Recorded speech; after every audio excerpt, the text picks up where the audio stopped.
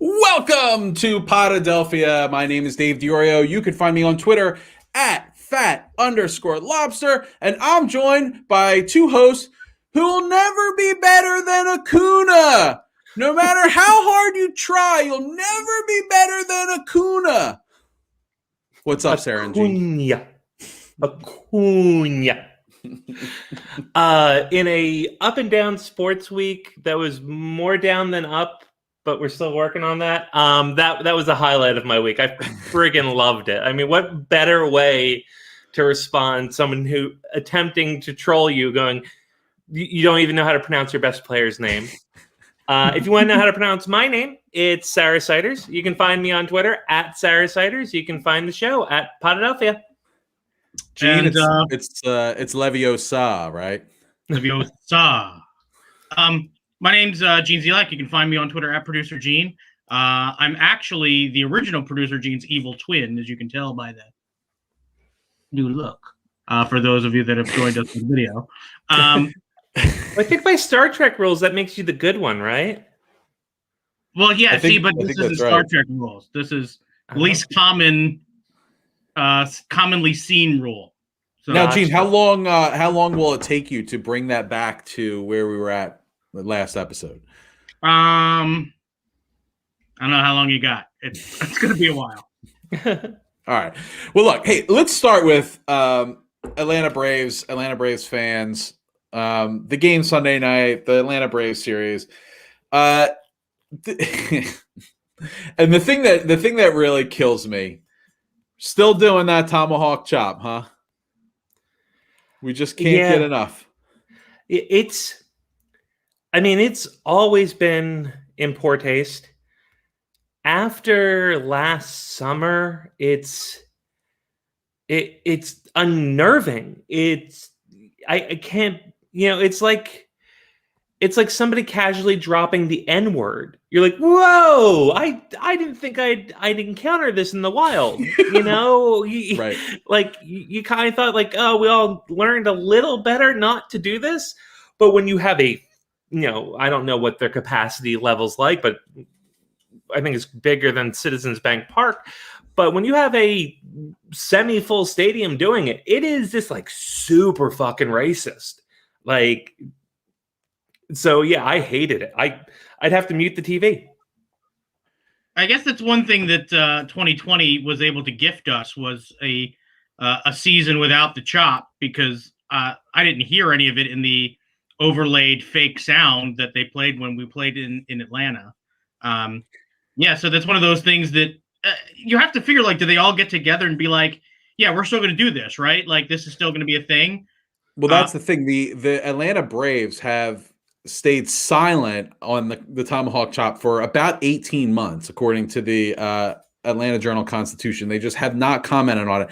They came out and said that we're not changing the name, which I agree with. I don't find the name Braves to be disrespectful. I find it, we've talked about this before, along the lines of like Spartans or I don't know, the Generals or whatever. But they said that they were going to evaluate the chop. It was no one ever said anything about it. And then here we are at the home opener with the stuff on the Jumbotron, encouraging fans to do the tomahawk chop. And it appears that most people in Atlanta do not give a shit and we're just happy to do it. And it's funny to me that the organization is so like fearful of like all of a sudden our fans won't come anymore, or no one will be Braves fans anymore if we stop doing the tomahawk chop. It's absurd. Yeah, I mean, say what you will about the Braves, and we will because we hate them. Mm-hmm. But they have a really good track record. They're probably the winningest team in Atlanta. We can drop probably. They're the winningest team in Atlanta. Not a lot of world championships to show for it, but a lot of regular season. They have a championship, which puts them ahead of, I think, all the other teams. Yeah, the Thrashers don't have one. I can tell you that for certain. And I think the Hawks and the Falcons are 0-for as well. Yeah, I don't know about the Hawks, but definitely the Falcons. The Dirty Bird did not win the Do Super the five? Bowl that What are year. they called? The Five Stripes? Is that Who's the five? is that their nickname or whatever for the soccer team? Oh, I have no idea. Anyway, But it's, if anybody in that town can challenge their fans, it's them. They're the best game going in Atlanta. They have the most well-established fan base in a city we like to make fun of for being, wishy-washy fans. They have a good to great following. Stick your neck out there. Go and say, we're not going to do this anymore. It was a part of our history, but it's in the past now, yada, yada, yada. and you would not be able to stop the fans from doing it if they wanted to get together on their own and do it. Like, if fans want to do the wave, they're all going to get together and do the damn wave. If they want to do the tomahawk chop, you definitely, like, I know where the racists are. So you can't stop that. But what you can do is just not put the on the jumbotron and encourage them to do it. Just riding on the wave of losing an all-star game based on your state's policies that non-inclusive policies, we'll just call them that. A Braves official came out and said, our city has always been known as a uniter in divided times, and we will miss the opportunity to address issues that are important to our community. I mean, like, honestly, and now you're going to all season long honor the memory of Hank Aaron, and we have Jackie Robinson Day in 2 days. It just doesn't jive. And I mean, I would feel weird in the stadium where that was going on. I would feel weird even doing the mock chop, which I have been known to do on occasion when playing the Braves. But like that's long gone now. I don't believe I would ever do that. Yeah. I mean, just because we did it in the past doesn't make it okay then, and it certainly doesn't make it okay now. Sensibilities can change, and they can change for the better.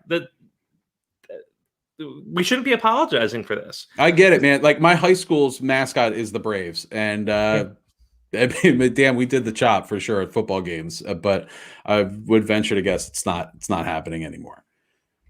So, what else? So the Sunday night game, we got to talk about the Alec Boehm safe at home play. Alec Boehm safe at home.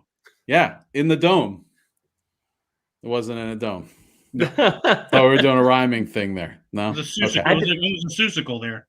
So super out, right? Like, totally out, no doubt about it. Does anyone here think, be honest, like, is anyone here in the 0.01% crowd where it's like, maybe? No, he was out. The problem was the umpire on the field has to make that call because there wasn't a good angle on video that was inconclusive.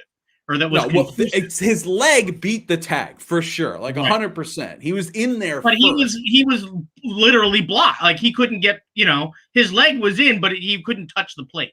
Right, he kind of got kneed out of the way. Right.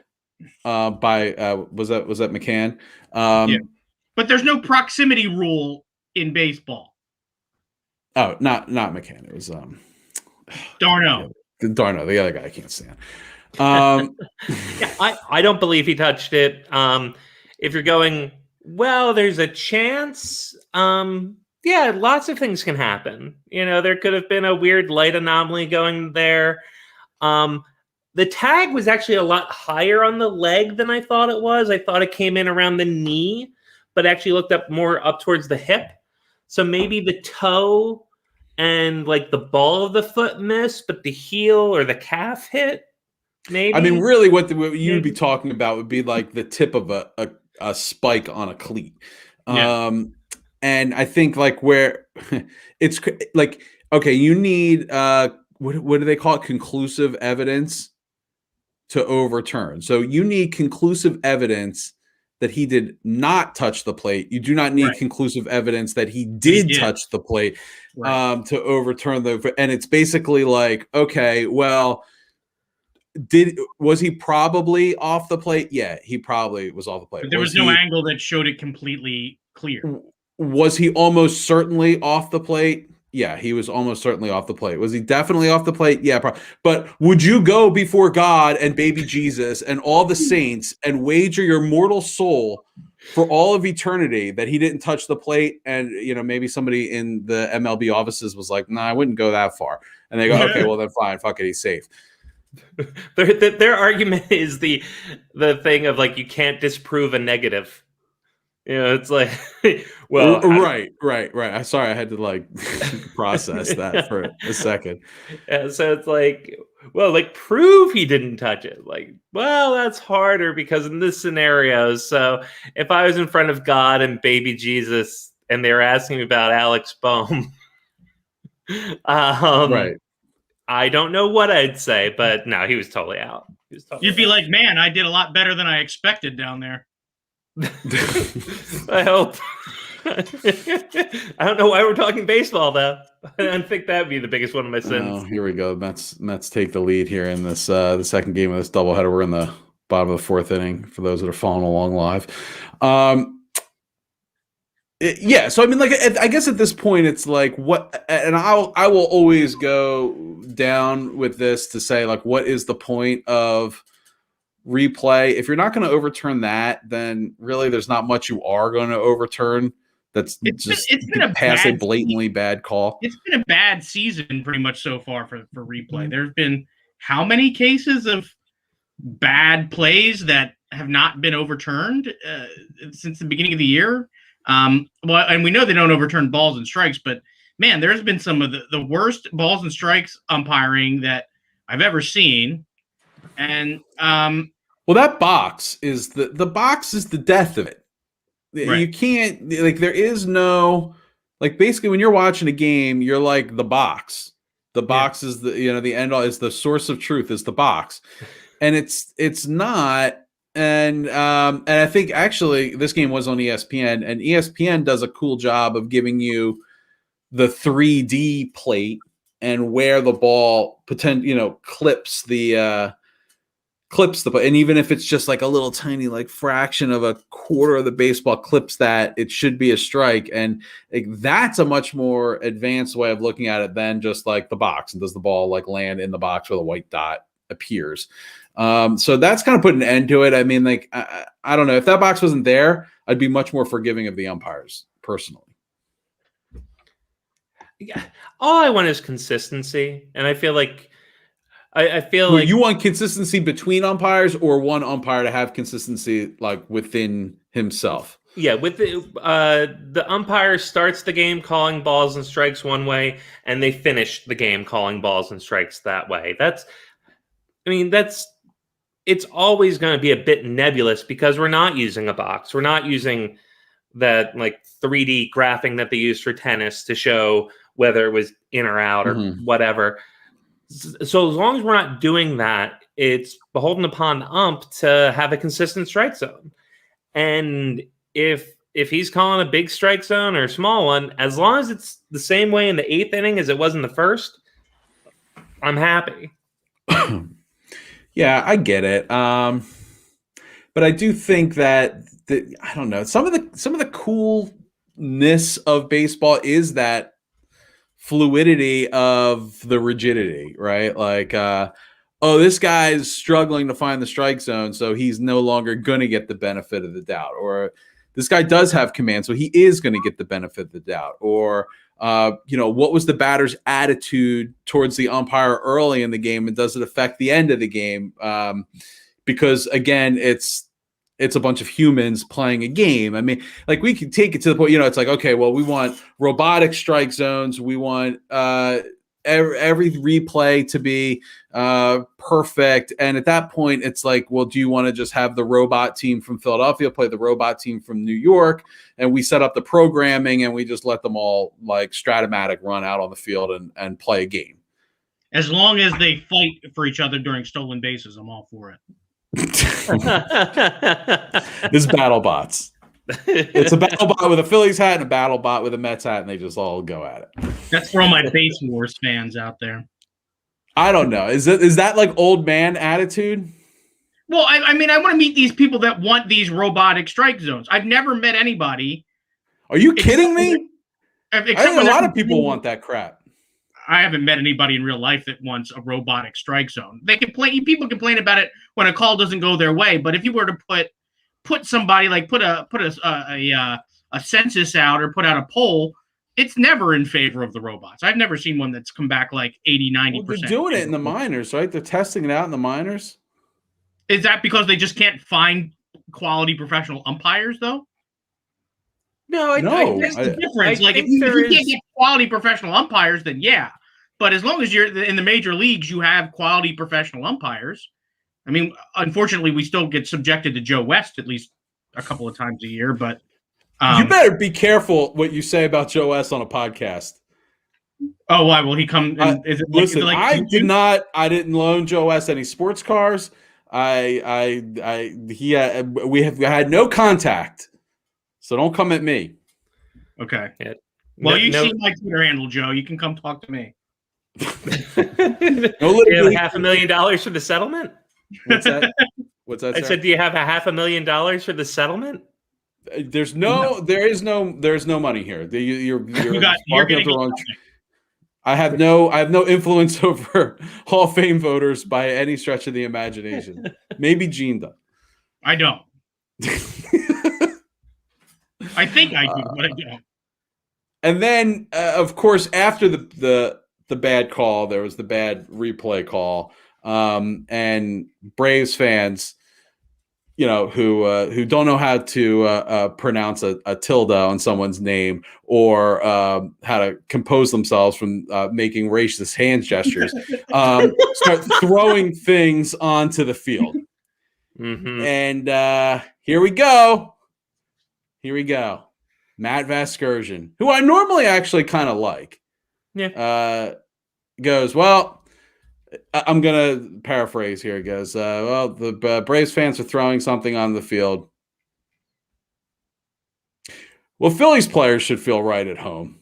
Oh, my God. Gene. Well, it is funny. What's that, Gene? I said it is funny. Like the timing. Is it? Come on, man. No, you ever been to a game where they threw stuff on the field? Dave delivered that joke well. Okay, so kudos to Dave, but it's that Vasgersian didn't do it well. No, it's I can't unhitch my comedic timing ability to match that of the I don't know the dulcet tones of Matt Vasgersian. But fortunately, we didn't have to subject ourselves to A-Rod eating a cheese sandwich.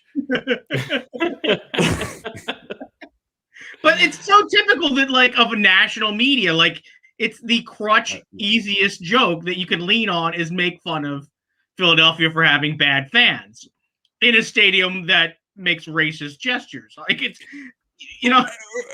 right. And that's kind of what I was like, saying, like, okay, we're still going to get crapped on for the Santa stuff. We're throwing batteries at JD Drew or whatever happened. But all this bad behavior from other fan bases just goes like, it's fine.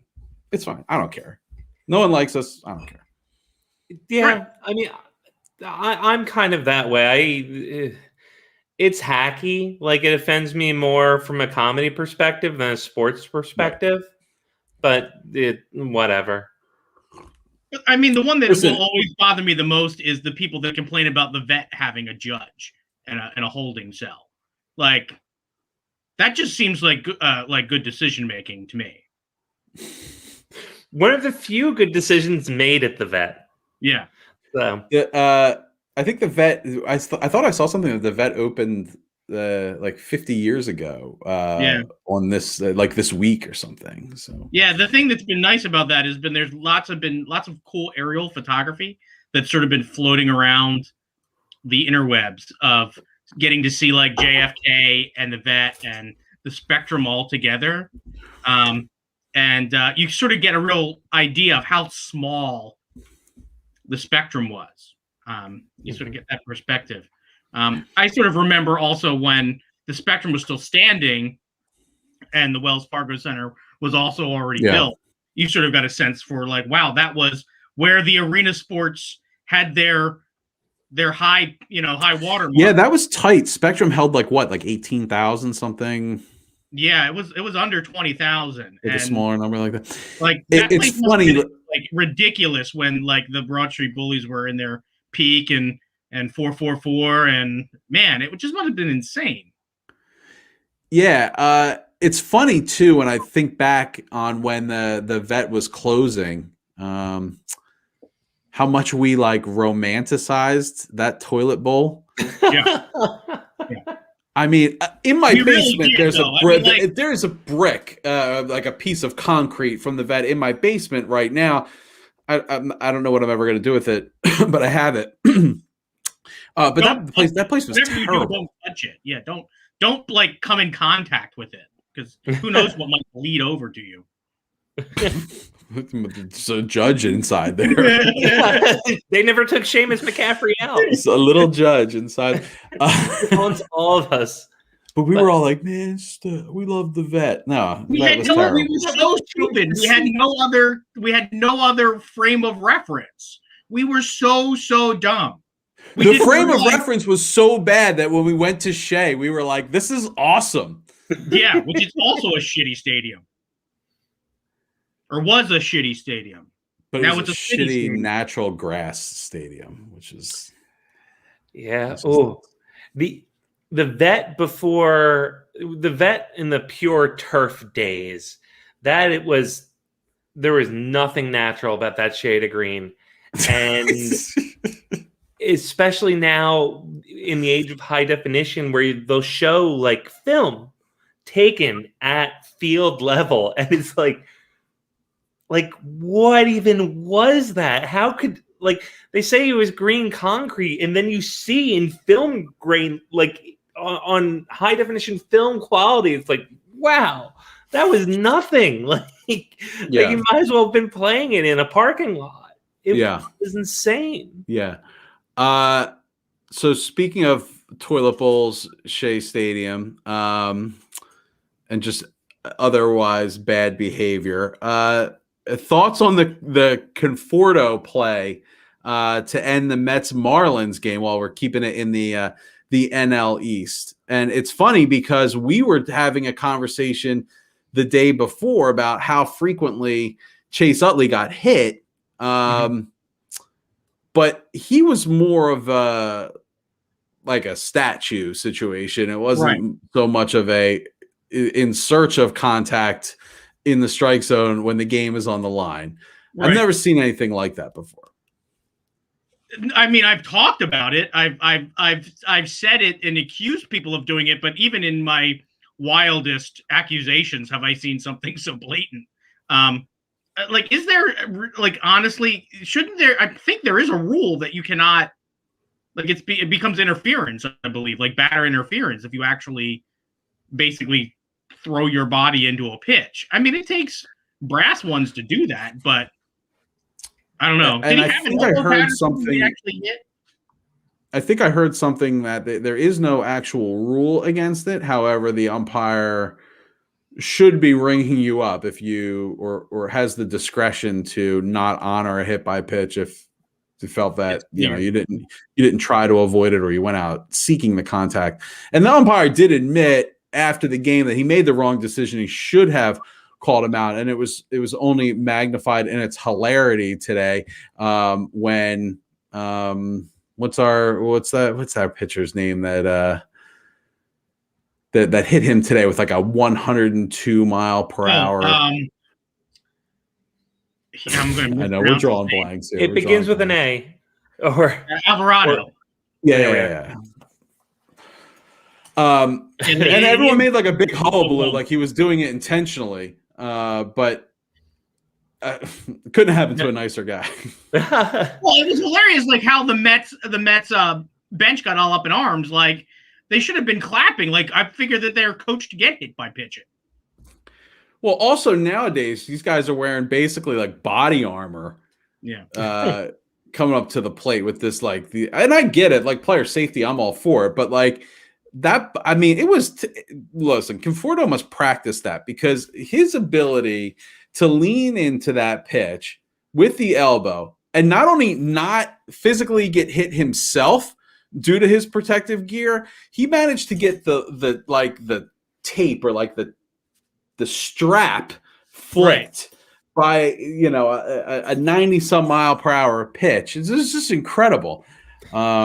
He's out there with the Rangers doing tip drills. Yeah, What the hell's you doing here? Just dipping it up. So, all right, that's all I got on baseball. Phillies are down 3-0 now. Looks in the fifth. It looks like we're gonna lose both ends of this doubleheader and have a really, really rough road trip here. And again, Gina, you and I were talking about it before the show. It's like, wow, I play 12 games and we see 2 opponents. Yeah, pretty annoying. That is something that we sort of were discussing. It's odd how the schedule was sort of laid out this way. I'm guessing other teams are probably going through something similar. I don't know if that was by design to sort of juice the early season rivalries. You put a couple of interdivision series on your schedule early. You go home and away, and maybe you can sort of get some storylines started early in the season. But we're going to have a real glut of a season now where we're not going to see the Mets and the Braves. Like maybe in the heat of summer when maybe you want to try to make up some ground on one of these 2 squads, and we won't have a series to do it. So it'll be interesting to see how that sort of plays out as the year goes on. Hopefully we stay competitive and stay in it. I think we're all kind of putting this the popcorn maker or whatever, and everyone's going to come out around 500 at the end of April, and then everything's going to get rolling, and you're not going to see these guys for a little while. So right. I don't know. We'll see. That's all I have on baseball right now. Any comment on actually being back in the ballpark? Since I don't think we've talked about yeah. We went to the game on Wednesday night, and we got to see the one offensive explosion day from the Phillies. You guys saw a hell of a game. Yeah, I thought it was a positive experience. But nobody tested positive afterwards, right? No, it was a tested positive experience. No, I felt comfortable there. Gene, you mentioned you felt more comfortable there than you did at going grocery shopping. Yeah, no, that's true. I was in. I felt like there was more care put into my safety at Citizens Bank Park than there is at Acme. Yeah, the seats are all zip tied up for the seats that are not sold. So you might think people would go like, I'm gonna it was like a spread out man spread across this whole row. There wasn't any of that. Because Tim went to the game with us, and the ice cream now comes in powder blue helmets, which it's pretty sweet. Why didn't we leave the show with that? I forgot all about it, which is funny because I had ice cream today. We had ice cream for dessert tonight, and we used the powder blue helmet today for one of our ice cream bowls. So yeah, it's once you see it, it's like I gotta have ice cream. I have to have it. Yeah. So I mean, in my lifetime, I've owned the current Phillies red, the burgundy. But yeah. I've never seen a powder blue. No, I've never seen the powder blue either. It was totally new.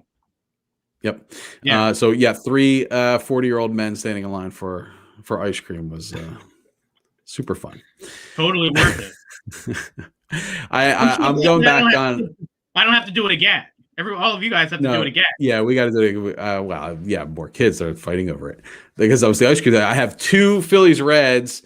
And I have an Arizona Diamondbacks and a powder blue, and there's 4 of us, so it's like the kids all want the powder blue because it's the new one. So anyway, I'm going back Friday, so I do want to check out some of the other. We did not venture out into Ashburn Alley for any food or crab fries or anything like that, so I do want to see what that food situation is out there. But other than that, it was a normal experience. No, like when we talked about the Flyers, like the board where you have to like answer like, no, I have not experienced any of these symptoms. There was nothing like that. You just basically, it was like any other day at the ballpark. And a lot of that probably has to do with it being an open air stadium. So, yes. Yeah. And also, I mean, those questions aren't a great screener.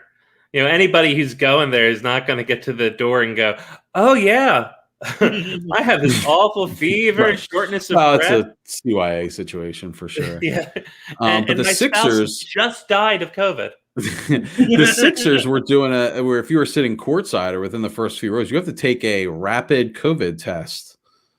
Yeah, to well, even that's get not in. about protecting the fans. That's about protecting their product. The Well, hell Sixers know yeah, where they're hell yeah. where they are in the standings this year. And it's like, if any of you sons of bitches get JoJo sick, I'm gonna kill you. Well, Yeah. JoJo sits on that folding chair on the other side of the room. He's the one that's gonna be fine. Joel Embiid hasn't talked to any of his teammates probably in weeks. Yeah, let's do 5 quick minutes on the Sixers because I know we're gonna go. It's gonna be like I don't know, a hellstorm going through the Flyers today. I mean, Joel Embiid is a Philadelphia treasure. Unbelievable watching this guy. Like it's almost like I wish, you know how like when you're in your house in the summertime and you have the air conditioner on, you're like comfortable, and then you have to go run some errands or something and then you come back in your house and you're like, holy shit, it's so cold. I didn't realize like how nice and cool it is inside my house. That's like Joel Embiid. Like if you just watch other basketball games and then come back and watch Joel Embiid, it's like walking back into the air conditioning. You're like, oh my gosh. This is I can't believe this like gigantic human moves like this, scores like this, does all these things, step back jumpers, Euro step, power move, like bully ball, like everything, does every damn thing. It's just incredible. I sometimes I have these moments where like I can't believe he's ours. Well, and thank goodness he's ours. Real quick, and Gene, I'll let you pop in and actually talk basketball. But thank goodness he's ours because man, is he the epitome of a Philadelphia player. You know, he embodies this city. I'd hate to see him anywhere else just because a big man with that size and his kind of carefree, kind of fuck off attitude. Love Embiid. You know, he's a great fit for Philly. But that casual, like, fuck off attitude or whatever, it really is outside of like it's like within the game, but it's like not when he's playing the game. I don't know how to describe it because he's very like anymore, like very business like in like the seriousness of winning right now. Mm-hmm. Like I think he is all about the business of winning basketball games right now, and I expect a massive game from him tomorrow night, and I am so excited to watch this Nets game tomorrow night. Yeah, the thing I wanted to say is, this year as the Sixers have been sort of, hovering around the 1 seed in the NBA, or certainly in the Eastern Conference, I've been consuming a lot of other NBA material, other NBA media, trying to get a sense of what the other NBA teams, are doing and who the other big movers and shakers in the league are. It's sort of one of those things that when you have a team that could contend for a title, you want to sort of know what you might be seeing at the end. Maybe you're looking ahead a little bit, but you hear a lot of people talk about guys like Luka Doncic, or obviously you've got AD and LeBron out west, but you've got a lot of these superstars.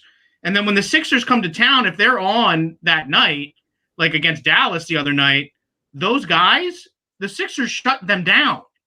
You know what I mean? The story becomes, what did Ben Simmons do to their star player to shut him down that night? Or, leading up to the game, it's what is this team going to do to stop Joel Embiid? It's been an interesting sort of switch because I'm so used to hearing like, what are we going to have to do? We don't have an answer for somebody else's. Yeah. But even talking about the Nets, who have probably one of the best 3 combination of star players since if they ever all play together. Yeah, since the Heat. But that's exactly the thing. It was almost sort of predictable. Rarely do the 3 of them play together, and are they ever going to have those types of personalities actually make sense together? And even with that, does that team have an answer for Joel Embiid? And that's what makes tomorrow's game to me fascinating because what is no what team we're yet gonna have to this do season. at this point in the season, try to come up with a way to stop Joel Embiid. And if they don't show us something, he's going to be the best player in that series, possibly, at least arguably, come the spring. Well, he could have the most impact, Right. for sure.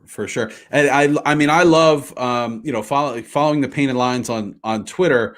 They're always giving you the opposition stars statistics when facing Ben Simmons, and it really is incredible how he's able to shut down pretty much the number one player from the opposition. And we talked about the 0-14 for Kemba Walker against it. I mean, it's just and I know he's had his struggles in the especially lately offensively. Like, a lot of people have been really down on Ben Simmons, and playoff Ben is coming, and we'll see what that looks like this year, and hopefully it has a new sort of a new flavor to it.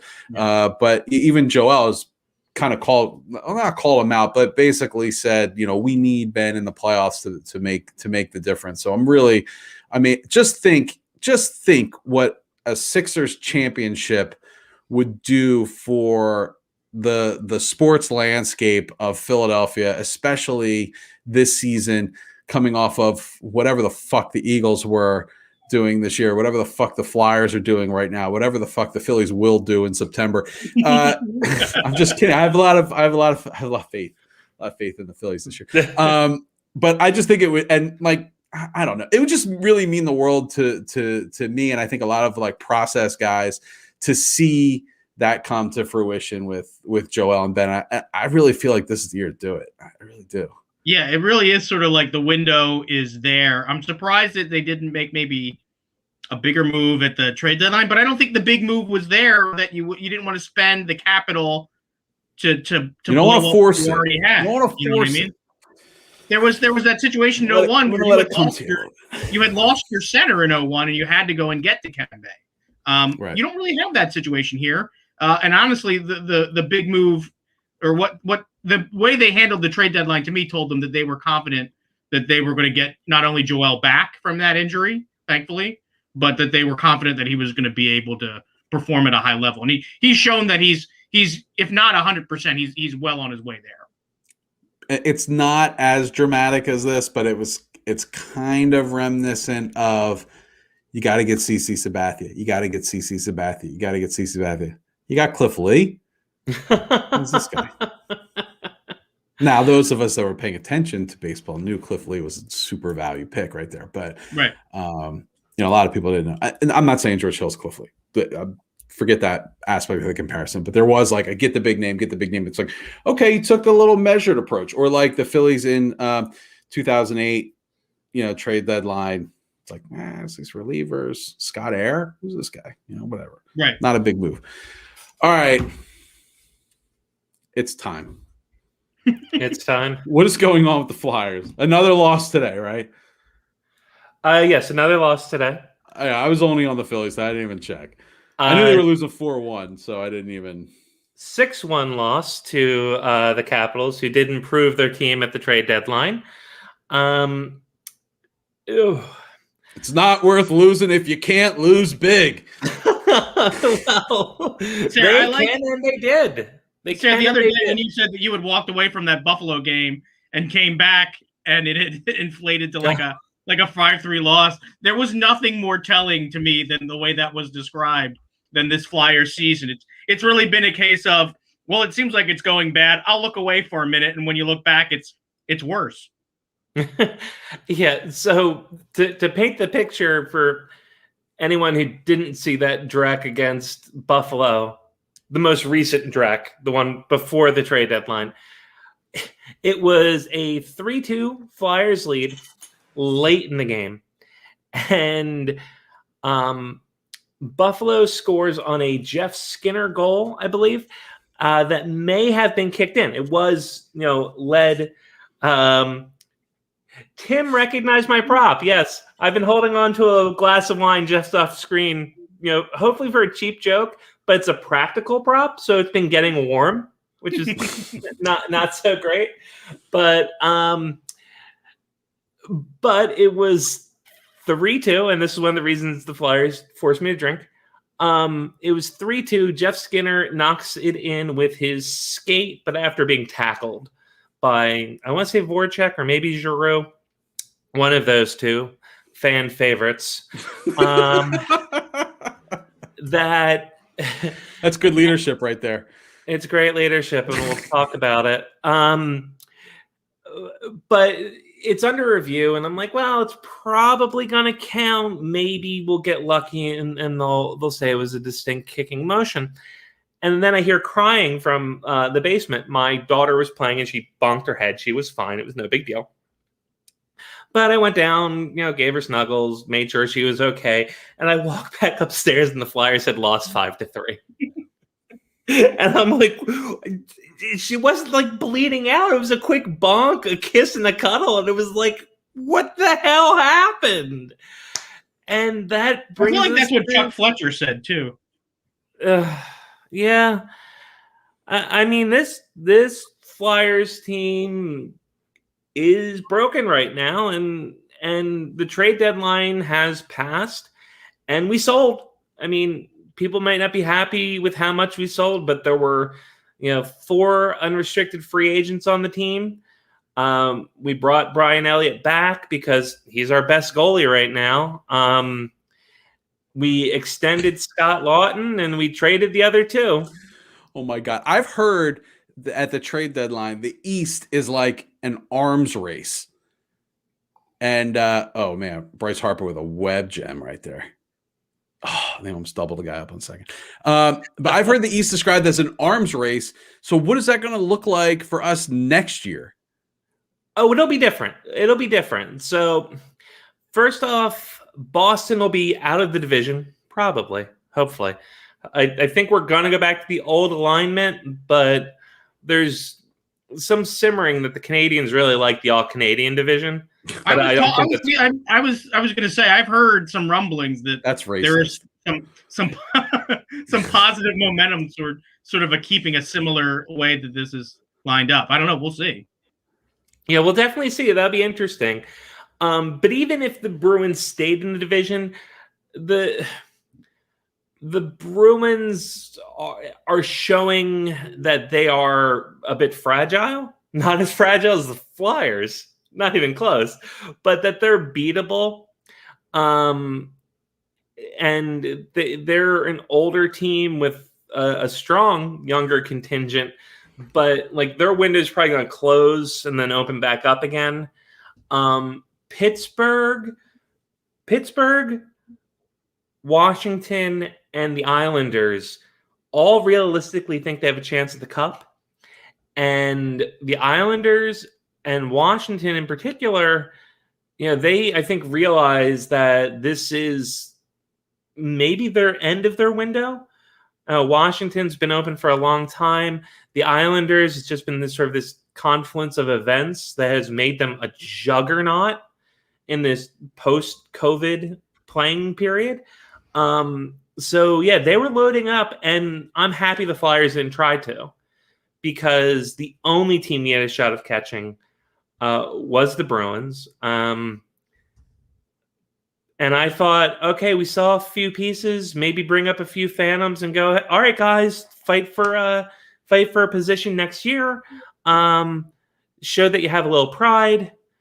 They went out and lost 6-1. So it's rough. I mean, there are going to be wholesale changes. And while, I mean, I believe there's going to be wholesale changes. There's a lot of talk as to Chuck Fletcher is not going to do anything. It's going to be business as usual for the Flyers. They haven't done anything for 8 years, yada, yada, yada. In that time, there's a couple different coaches, a brand new GM, a new team president. So there's no reason to believe that Chuck Fletcher is going to sit on his hands. So I do think change is coming this offseason. And it comes to the question of who's to blame, what changes do you guys want to see happen, and how much blame do you guys put on the core? Okay, this was directed at me, I'm sure. Well, I mean, it's what we talked about like pre-show. I know. And look, I I joke a lot about like, you know, Giroux's not a good captain and we got to move on from these guys and they're just not.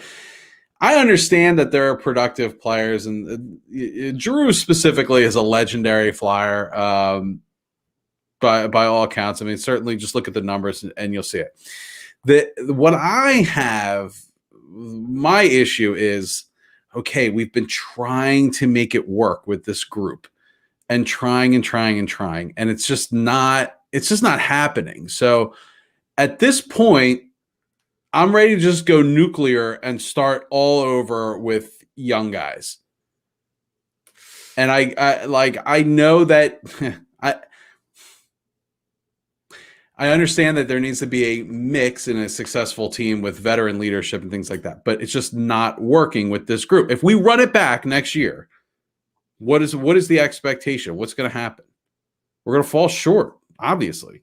There's no like what are we looking at that says like, oh, well, if we run this back next year, it'll be better?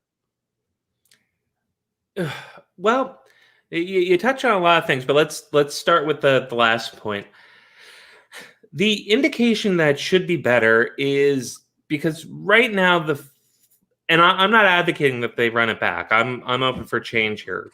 Not as much change as you want, though. But if they run it back, the team should be better. Right now, they're playing as less than the sum of their parts.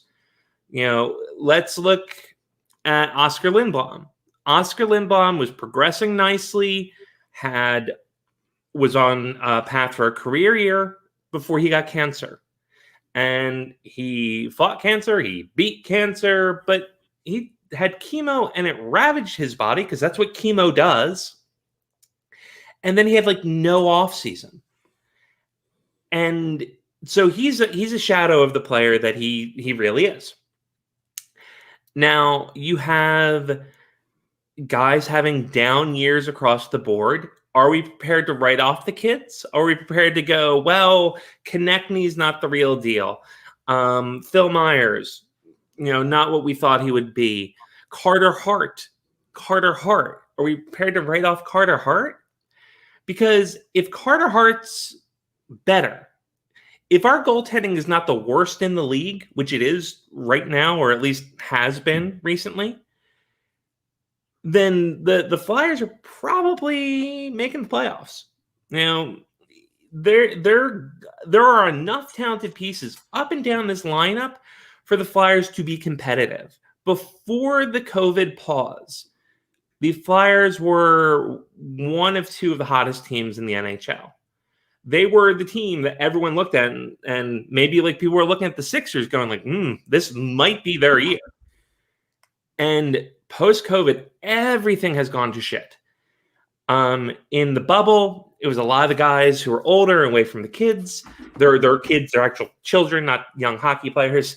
Now it's the kids who are struggling who, think of it this way. They're away from their parents. These guys are like 22, 23, and it's like mom and dad can't come in for a weekend because mom and dad are in Canada and can't cross the border, or in Russia or in Sweden. So there's a lot to indicate that this year is an outlier. With that being said, I'm fully open to being aggressive, to showing a little bit of that old Flyers style of this is not working. We need to get better. We're going to trade our assets to get better.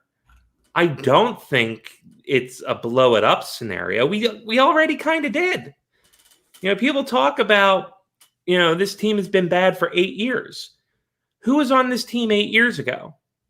It was Giroux, Voracek, Couturier, Lawton, and then so it's those four. And then I don't know. 8 years ago, Ghost wasn't even on the team yet. And Raffle wasn't even on the team yet. Raffle's gone. Ghost has had a for sale sign around his neck for the entire season and, the end of last season. Mm-hmm. So the core really only comes down to Giroux, Voracek, Lawton, who we just extended and nobody complains about, and Couturier, who nobody complains about. So there has been an upheaval. This is a newer, younger Flyers team. But if you want to go and pursue a Jack Eichel, who is not officially out there, but is out there, everyone knows that he's growing impatient or has grown impatient with Buffalo, then go for it. Go get Jack Eichel. But I don't want to hear about, this core just isn't good enough. They were surrounded by garbage forever. Go back and look at some of those old rosters. When you have Jordan Wheel, when you have Dale Weiss, when you have Chris Vandevelde, when you have all of these players who are either, fifth liners bouncing back and forth between the AHL and the NHL or not in the league anymore. This core was surrounded by horrible players. Look back at Claude Giroux's numbers in those time from that horrible 2013 season, the year that started the Flyers just being bad and horrible and the worst thing in the world, according to a lot of people. Giroux, I think, is 7th in the league in points. Voracek 17th. They've produced. They've done their job. So if you want to change things up, I'm fine with it. But Mike Sealski, favorite guy, said that Homer was an idiot to extend Giroux. That's just factually incorrect. He argued that Hextall shouldn't have paid Voracek. Okay, you want to argue that? Fine. I know people don't like Voracek, but Voracek is the 26th highest player in the league, highest paid winger in the league. He's 27th in scoring for the time of his contract. He's doing what he's supposed to do. So I'm all for rebuilding. Not rebuilding. I'm all for retooling. I'm all for, bartering and seeing how we can improve this team. But I am not here for casting aspersions, pointing fingers, throwing stones at the boogeyman that is the core. Well, look, this Flyers team right now, who is the real Flyers team? Was it last season or was it this season? Wow. Yeah, I adjusted my head look and look like Pippi Longstocking. This is probably the last time I'm wearing my hair down because a little inside baseball for people at home who do not care. But we're recording, so we have to turn off our air conditioning and close our screen doors because our neighbors talk loud and somebody's sweating her ass off. That's neither here nor there. So what was the question? Oh, what is the real Flyers team? The bubble team from last year, or the team that was like on fire and going into the COVID break, or this team? The on fire before going into the break, I think, represents the Flyers when everything is clicking. I don't think that either the bubble team or this current iteration of the team reflects their true talent at all. What it looks like to me is a team that just it's not like, hey, we're great at handling adversity. Oh no, they're not. If you want, let's have that conversation if you want to. This team, and maybe that's where we want to talk about leadership or attitude in the locker room or whatever, but it's been they don't handle adversity well. And I love Claude Giroux. I want him to be a Flyer for life. I want him to see him hold the Stanley Cup as a Philadelphia Flyer. And he's not somebody you're going to accuse of not caring. Sometimes you can accuse him of caring too much. And he's gotten a lot better at this over years, but you would see he'd have a bad game and then maybe a bad shift in the next game. And he's breaking his stick. He's slamming the door. He's already out of the game. And in years past, I've seen that with this Flyers squad. What I haven't seen is the quit, the the roll over and play dead, which I've seen a lot this year. So that's concerning. I don't know if they've quit on AV. They quit on each other. They quit on Giroux. I don't know, but there's a lot of quit going on in that locker room right now. So do you think that the simple answer or the easiest fix is you sacrifice a guy who was considered coach of the year last year here a year later, bring in a new head man, and hope that his voice gets through? Is that is there a single player that would be out there as a free agent or a trade option that you could bring in to this team and would make that much of a difference, more so than if you were to change the coach? And what are you willing to spend? Are you willing to trade Giroux? Are you willing to give up on Carter Hart and send him out and hopefully get what you would consider a future value for him? I guess that's sort of where the leadership of this team, as far as the front office, has got to be sitting with. These are the decisions that are on their table, which is why you can't go full Wentz with Carter Hart. No, you can't sell him at the absolute lowest point of his value. You got to at least try. No, Carter Hart is not someone I'd give up on. The pedigree he has. He is probably the most decorated goalie prospect ever to enter the NHL, or at least to enter the NHL in the modern era. He has always stepped up his game to compete. He has struggled in the past, and I know I brought this up, I think, last year or maybe 2 years ago now, on the show, that he does have sometimes adjustment periods between the various ranks and his roles. But Carter Hart,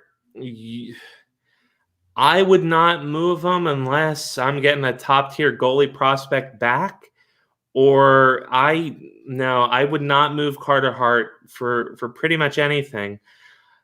Everybody else is open.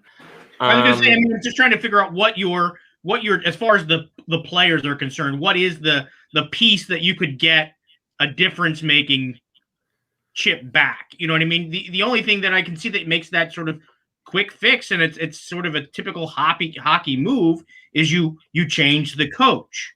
And is there a coach out there that even comes in and can deal with this sort of a dumpster fire? Yes. There's a coach that can do it. Bruce Boudreau is still out there.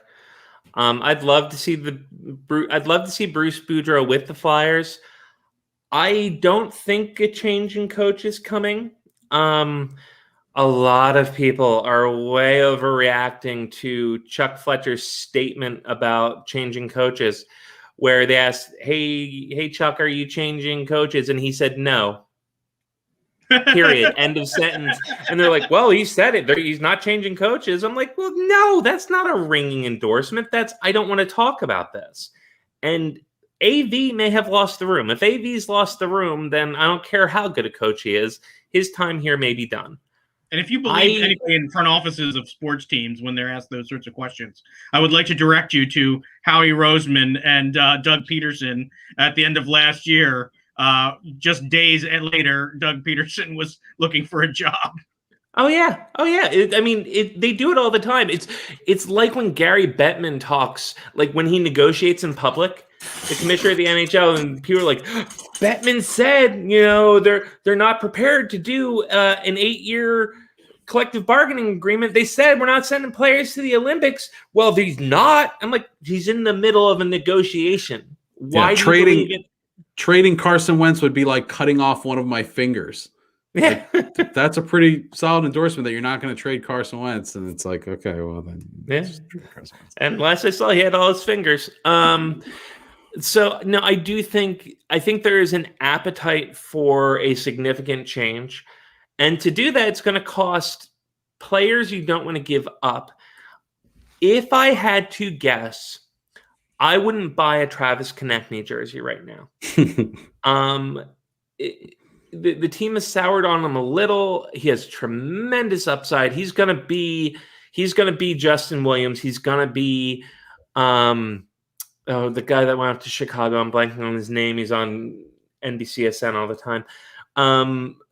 But he's going to be the one who got away for so many of us. But I think Konechny, Sanheim are going to be bits of bait. And if you can get someone like Seattle to take a high contract off your hands, or, Voracek doesn't have a trade clause, doesn't have a no move clause. I mean, I think he's going to be in Ottawa or somewhere that can use a star with experience to buoy a bad team. Ottawa, Seattle, a couple of others. But I think players like Orion Ellis in Nashville might become available in the offseason, and you're going to give up, all this talk about when are we going to see Morgan Frost. He might never be a Flyer at this point. Depending on who you're looking to get, someone like Cam York might be the casualty.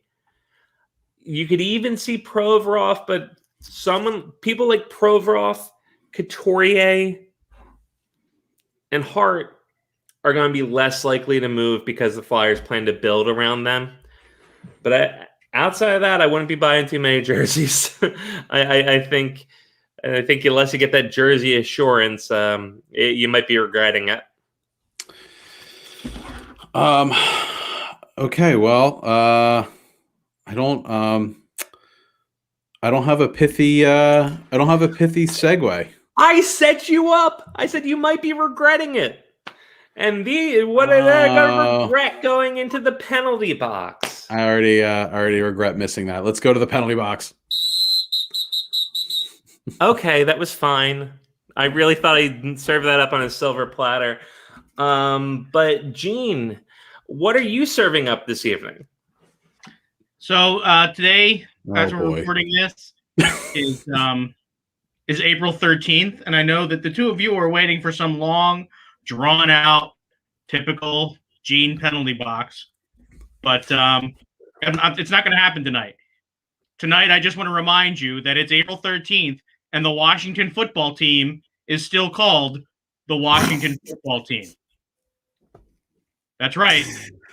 The Washington football team is going to draft a player at the end of April.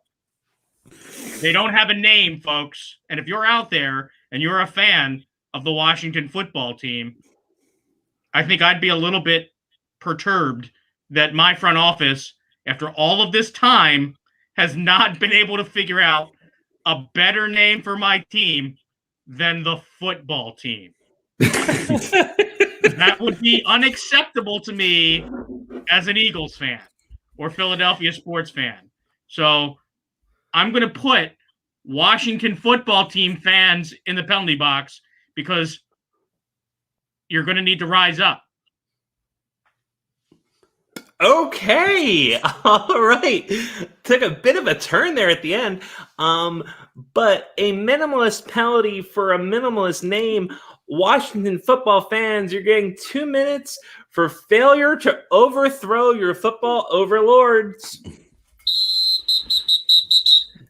All right, Dave, who is in your penalty box this evening? I don't know. Am I alone? I'm kind of like Washington football team's kind of growing on me, and I kind of think it's cool now.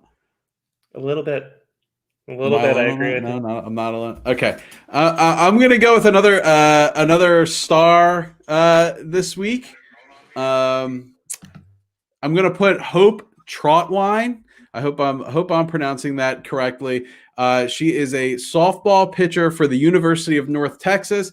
If University of North Texas is sounding familiar to Philadelphia fans, it is because they upset Purdue in the NCAA tournament and then lost to Villanova in the second round of the NCAA tournament. But you should not give a damn about the men's NCAA basketball team because Hope threw a perfect game the other day. No, and not the perfect game. Not just any perfect game, the perfectest of perfect games. 7 innings pitched, 21 strikeouts, Didn't need another damn player on the field with her, I guess, other than the catcher. But man, it's damn amazing when you think about it. Never even heard of anything like that happening, even in like little leagues and things like that. Just incredible. A perfect game. All right, so she's not going in Dave's penalty box. She's going to be the number one star of the evening, La Première Étoile, Hope Troutwine, perfect game, pitched in college. Hope Troutwine, perfect game, 21 up, 21 down, all strikeouts. Sarah, who's in your penalty box? Me. I'm awkward as hell. Sorry, I'm bringing up. No, it's not going to be me. There were three candidates. To go in, all of whom have been penalty box regulars. These are repeat offenders. Mike Sealski, I'd mentioned earlier. Mike, you're not going in. We didn't mention the only John Heyman. I thought that's who it was going to be. But it's hey, not. Man. Yeah, hey man, getting a little racist, because that was too light of an intro. But what happened in Minnesota again with another police shooting of an innocent person amidst the trial of the previous one. The Twins Red Sox game was postponed. John Heyman said Twins Red Sox postponed due to curfew and potential for riots, which is not why they postponed it. There was a press release and everything, and they didn't mention riots. So that was. Did they even mention the curfew? I thought it was just out of respect. Oh yeah, no, you're right. It's out of respect, which is a perfectly good reason, but nope. He just boiled it down, did his own. Pick up your own shit, John. Yeah. This isn't even your penalty box. Who's in the penalty box? Greg Wyshynski. Greg has been in a lot, and I am like a fan, I guess, kind of, but he's really working hard to make me not a fan. So on trade deadline day, the San Jose Sharks traded a player by the name of Frederick Claesson to Tampa Bay for goalie prospect Magnus Krona. And Wyshynski wrote, "You can't convince me that the Sharks didn't just trade for an anime series." And I guess that's kind of funny. It's funny. Yeah, it's hacky. It doesn't really suit the name. And it's even worse when you realize Greg got a lot of shit during the NHL draft for making fun of players' names. One was, I think he was from Kazakhstan, from the sort of eastern part of Russia or the former Soviet Union, and forgive me. And the guy had a really long name, and Wish made fun of it. And he received a lot of backlash of people going, yeah, those sorts of jokes aren't funny anymore. You know, because of some of the things we talked about earlier, because of racial tensions in this country, because of othering people who we perceive as different, maybe, drop the sophomore, this person has a funny name joke, and just try to move on it. He didn't learn that lesson. He made a bad joke, and then for some reason takes in obviously Nordic and obviously Scandinavian name and decides to bring up Japanese animation when there's a wave of violence against Asian Americans. Right. So Greg Wyshynski, for being tone deaf, for being warned before, and for being a hacky joke artist, you are my nomination to go into the Podadelphia Penalty Box Hall of Fame. And Greg, you're nominated. You'll find out in a few months if you go into the Podadelphia Penalty Box Hall of Fame. My apologies to Mike Sealski and John Heyman. Keep trying. I know you can get there. That was when I was supposed to do it, right? Hey, if it's a Hall of Fame nomination, you get an extra whistle. There we go. Thank you, Gene. Speaking of Asian Americans, though, like secondary star props to Hideki Matsuyama for winning the Masters this week, which was pretty cool. Kind of got interesting there towards the end, just like a little bit.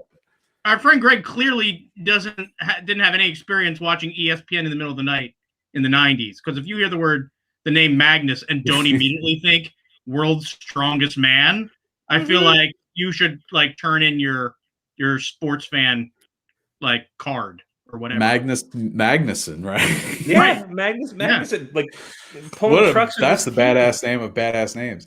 Right. It is not an anime. And you can comment on the name. We called Magnuson a badass name. You can go, that's a cool name. Or God, if you're gonna mock, don't make fun of people. Just don't make fun of people. Be clever. Punch up. Make it. Listen, we that's all the cleverness we have this week. We'll be back next Tuesday. What are we going to talk about next Tuesday? We got Phillies. We're going to have I don't know. We're going to talk about the Flyers anymore. Is that enough? Have we dragged that corpse through the mud enough? Was this the Flyers eulogy for the season? More or less, unless AV gets fired, I don't think we're talking about the Flyers until the offseason.